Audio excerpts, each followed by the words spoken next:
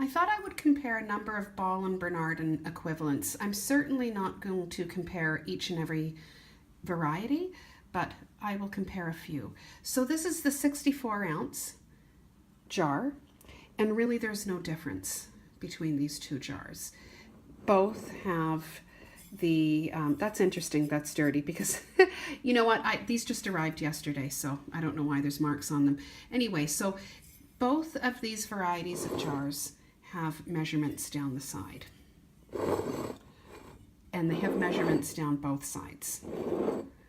Okay, so here's the Bernardin, here is the Ball. There's really no difference.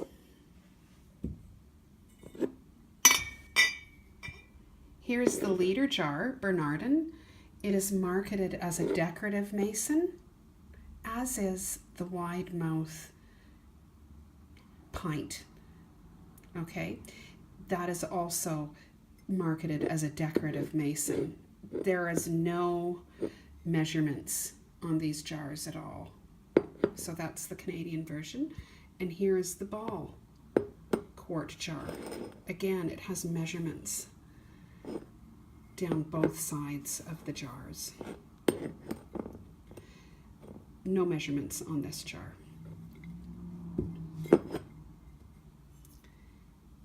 Here's the pint, here's the Bernardin.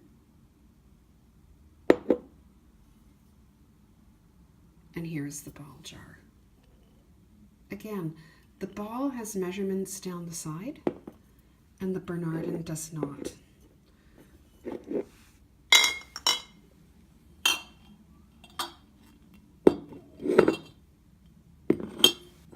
Here's the Bernardin regular mouth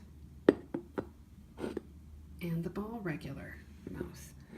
Again, there are no measurements down the side of the Bernardin jars.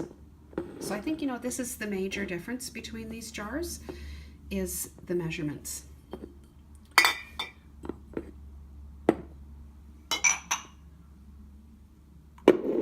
So here we go. Here is the Bernardin 250 ml wide mouth jar.